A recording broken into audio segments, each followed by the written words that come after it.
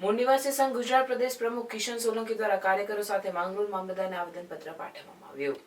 આ આવેદનપત્રમાં જણાવવામાં આવ્યું હતું કે બુદ્ધ વિહાર તીર્થ સ્થાન ખાતે બ્રાહ્મણો દ્વારા ત્યાં કબજો જમાવી દેવામાં આવ્યો છે. આખા તીર્થ સ્થાન ઉપર પોતાનું વર્ચસ્વ જમાવવાનો પ્રયત્નો થઈ રહ્યા છે અને પૂજા અર્ચના કરવામાં આવી રહી છે. તે પૂજા વિધિઓ બંધ કરી મૂળ બુદ્ધ ભિક્ષુકો કે પ્રબંધક સમિતિને પૂજા અર્ચના સોંપવાની માંગ સાથે માંગરોળ મામલતદારને આવેદનપત્ર આપવામાં આવ્યું હતું. જેમાં અમૃતભાઈ પરમાર, અભિષેકભાઈ, આર્ટિસ્ટ લલિતભાઈ પરમાર, શાંતિલાલભાઈ પરમાર, બોધાભાઈ વસાવા અને સમાજના આગેવાનો હાજર રહ્યા હતા. બ્રાહ્મણોએ પાખંડવાદીઓએ જે કબજો કરેલો છે એના માટે આખા દેશ લેવલ પર અને વિશ્વમાં આખો ઝુંબેશ ચાલી રહ્યો છે અત્યારે કે દરેક ધર્મસ્થાન જે છે, મંદિર હોય તો તેમાં પૂજારી બ્રાહ્મણ હોય છે, ક્રિશ્ચન હોય તો પાદરી હોય છે, મુસ્લિમ હોય તો મુસ્લિમ હોય છે.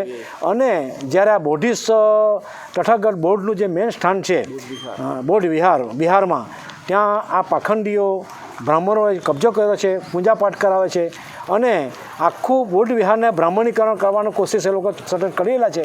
તો એનો પર્વ આખા ઇન્ડિયામાં અને વિશ્વમાં પડી રહેલો છે અને આખા ઇન્ડિયામાંથી બૌદ્ધ સાધુઓ, ભંટેજીઓ અને એના અનુયાયીઓ સતત બૌદ્ધ વિહારમાં પહોંચી રહેલા છે.